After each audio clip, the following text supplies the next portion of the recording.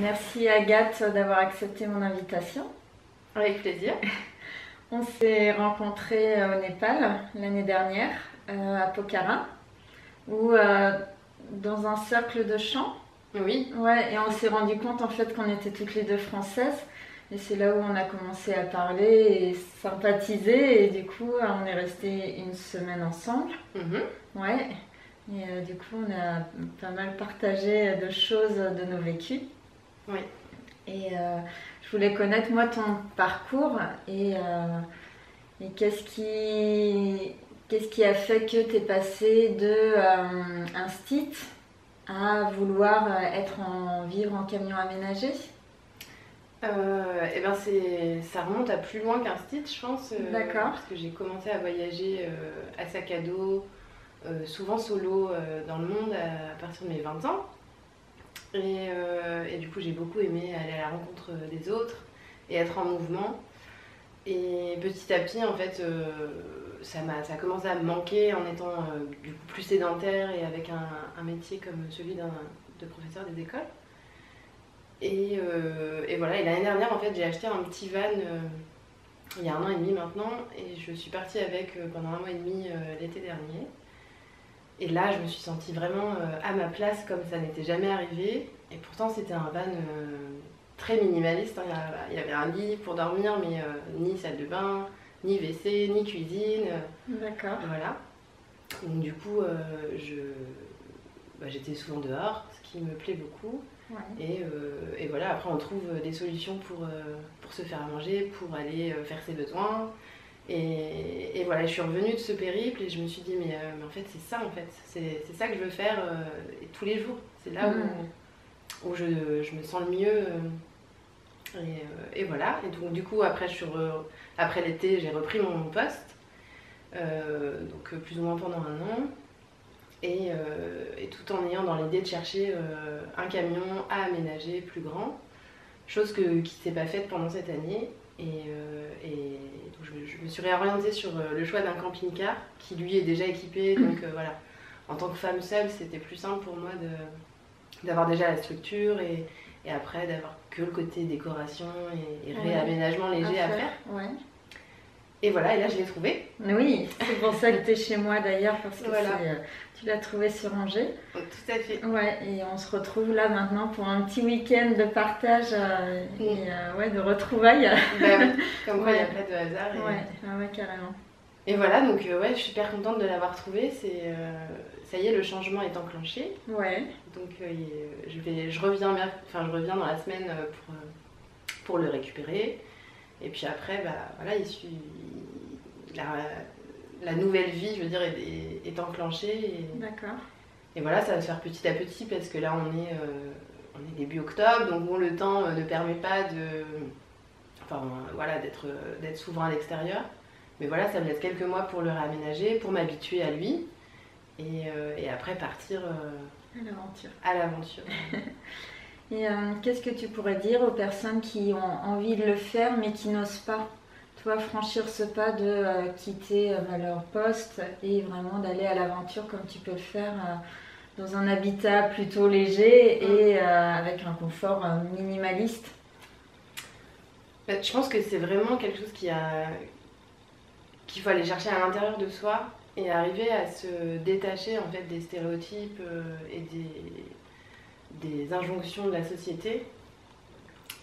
Et je pense que je me dis assez souvent sur mon lit de mort, c'est pas très gai, mais sur mon lit de mort, qu'est-ce que j'aurais envie de retenir de ma vie. Et c'est pas la dernière télé ou le métier, surtout que moi j'aime beaucoup de choses professionnellement, donc je me lasse assez vite, donc du coup j'ai pas peur de quitter un métier pour en retrouver un autre après.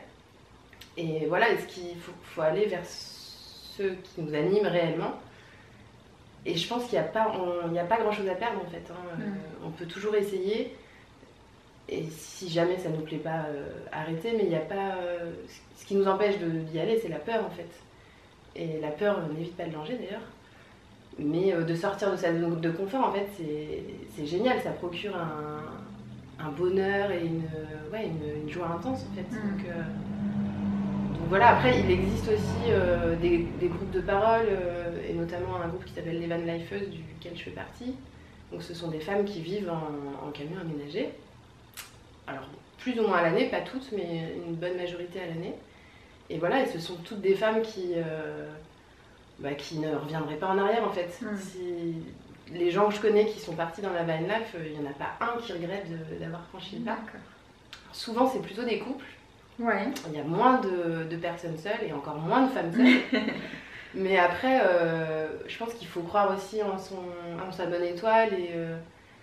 Et après, bon, moi, les voyages m'ont permis de voir que voilà, j'avais je sais pas si c'est de la chance, mais en tout cas, j'ai toujours eu la chance d'avoir des bonnes personnes sur ma route qui, dès que ça allait pas, bah voilà, je sais pas, il y a quelqu'un qui arrivait et qui m'aidait.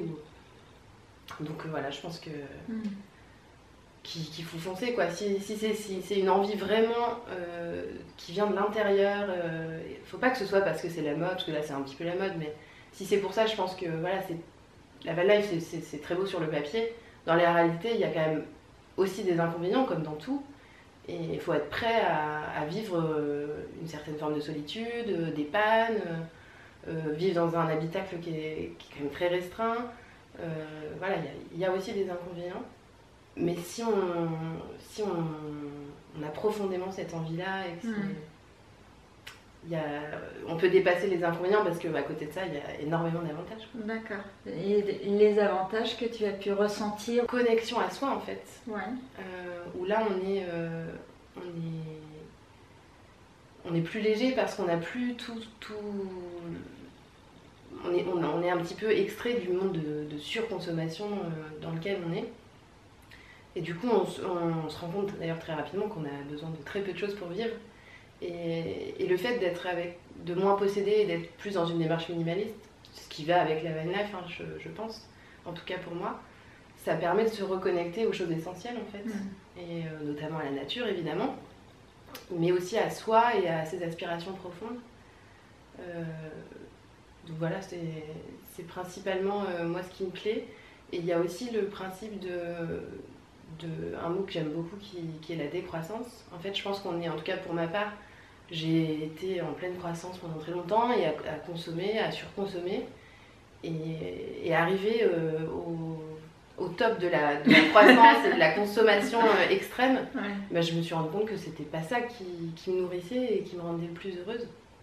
Et après, voilà, j'ai commencé par aussi vendre beaucoup, acheter d'occasion, à consommer de manière plus responsable. Et tout ça, c'est un lien en fait. Et c'est vraiment rechercher une forme de simplicité volontaire. Et oui, pour se satisfaire des choses simples. Et alors là, je sais pas si je réponds à ta question, mais ça me vient. Et notamment concernant le travail, moi j'ai eu la chance de faire des études, j'aurais pu avoir des postes à responsabilité avec des salaires qui vont avec. Mais je me suis beaucoup questionnée sur l'intérêt de l'argent justement, et c'est encore le cas maintenant.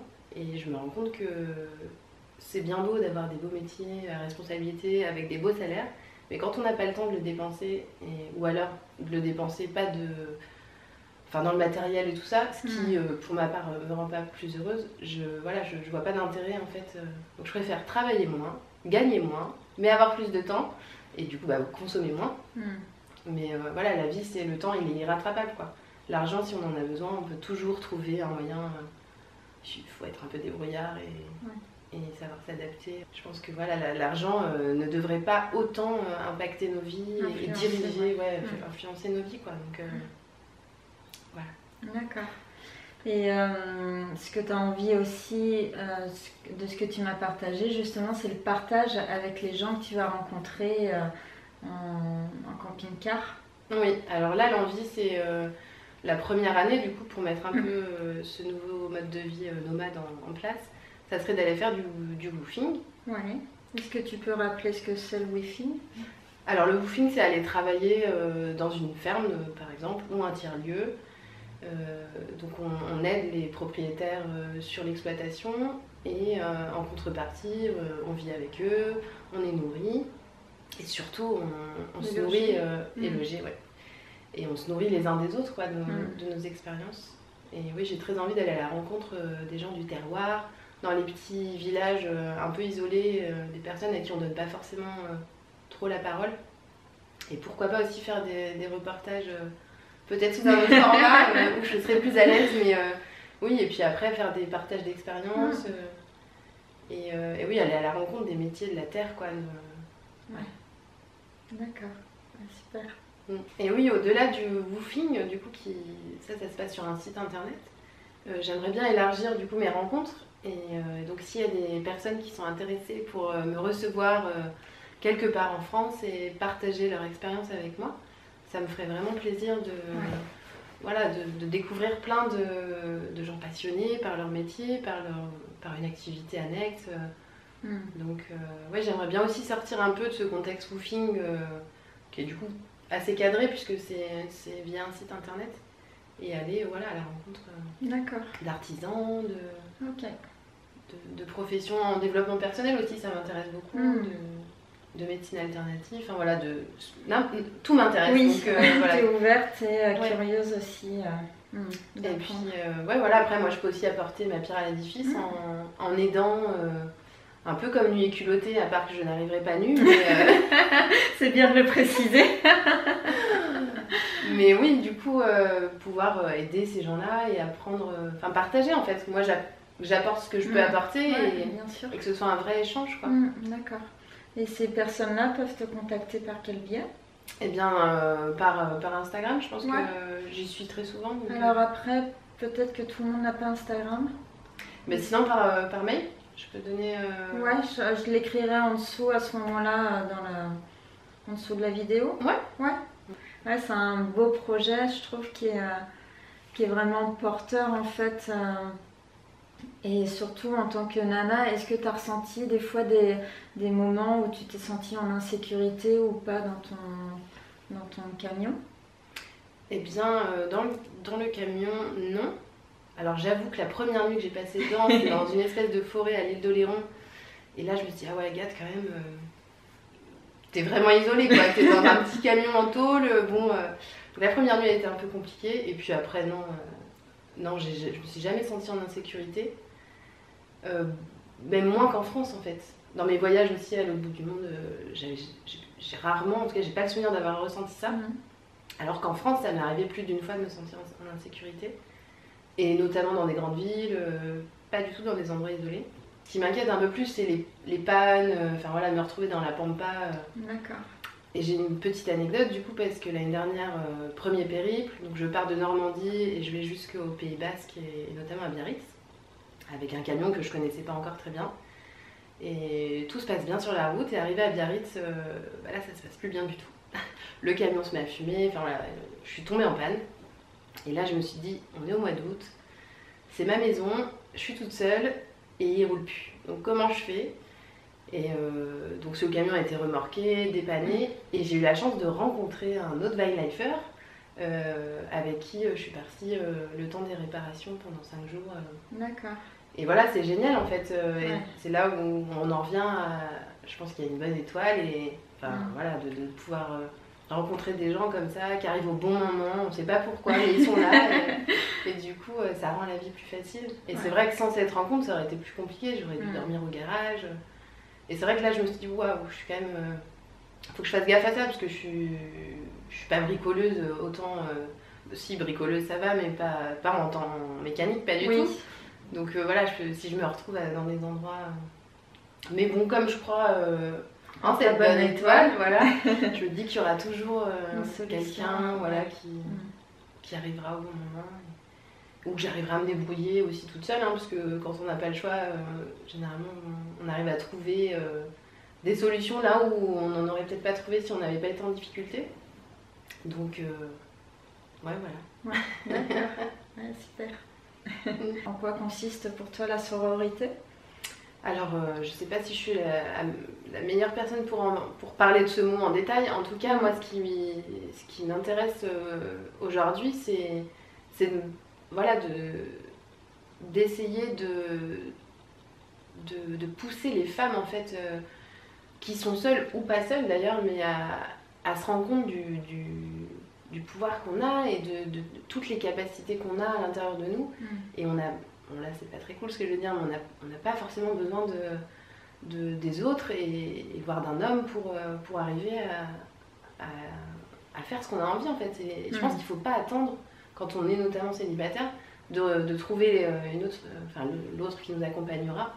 Je pense que c'est important de s'épanouir avant, d'être vraiment soi avant, et de se débrouiller. On a tellement de richesses en tant que femme. Quand on voit tout ce qu'on est capable de faire, de la grossesse à plein d'autres choses, voilà, je pense que c'est important de se rendre compte de cette valeur-là. On n'est pas inférieur aux hommes, on n'est pas supérieur non plus, mais on est au même niveau.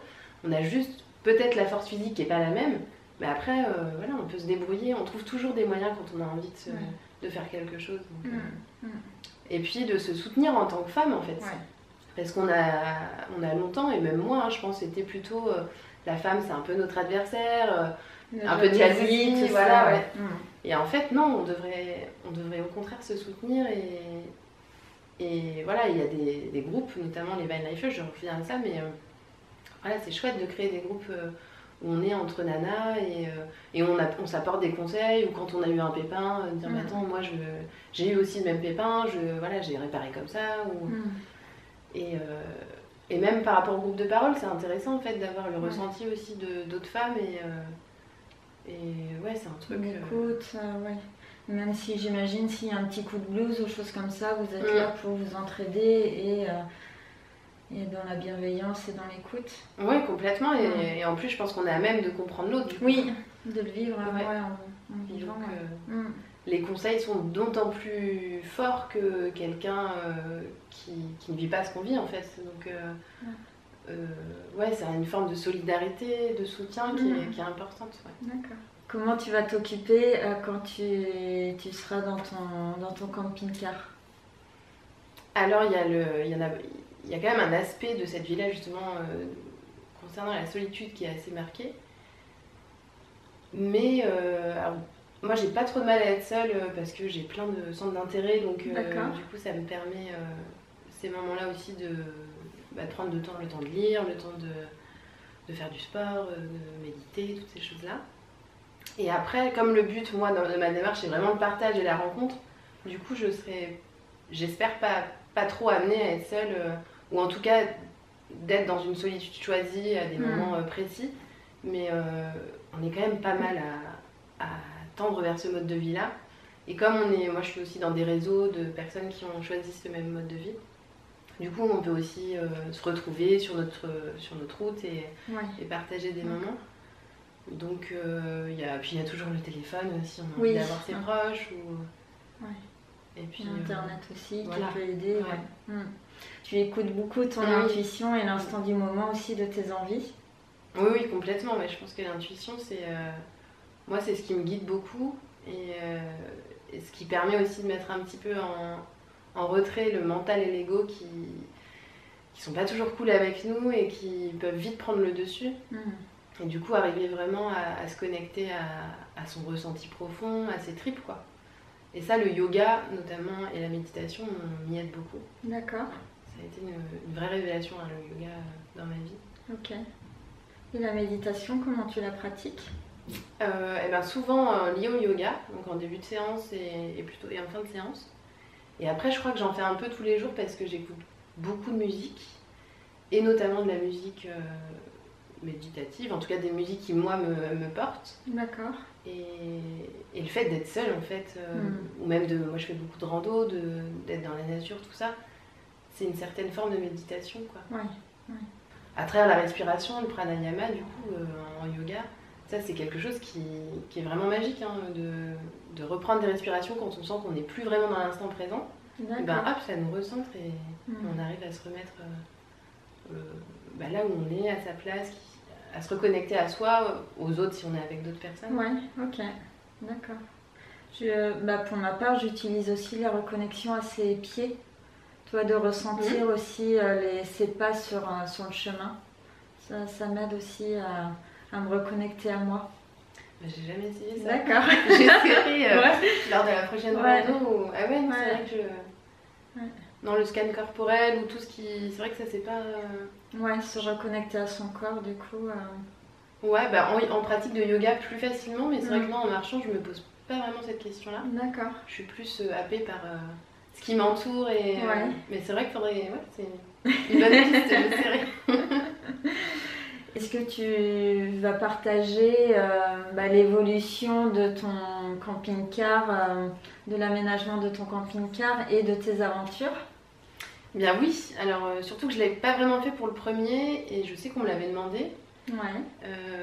Donc du coup, oui, là je crée une page Instagram en plus de ma page personnelle spécialement pour le camping-car et mes aventures avec. Donc oui, je pense que je vais... alors moi je suis pas très technique et tout ça, mais oui, je prendrai des photos de l'avant-après, de pendant sûrement les travaux, peut-être donner des petites astuces Carrément, qui peuvent servir aussi à d'autres. Et après, oui, du coup, les aventures pourront être suivies notamment sur Instagram. Et après, peut-être sous forme de podcast ou je sais pas encore. Mais... D'accord. Voilà. Et sur Instagram, tu t'appelles... Alors, c'est en anglais-français, donc c'est Agathe The Power, tiré du 8, le grand tiré road, donc route en anglais. Et voilà. Ok, ça marche. Il n'y a plus qu'à la suivre maintenant. Merci Agathe pour ce partage. Merci à toi Céline.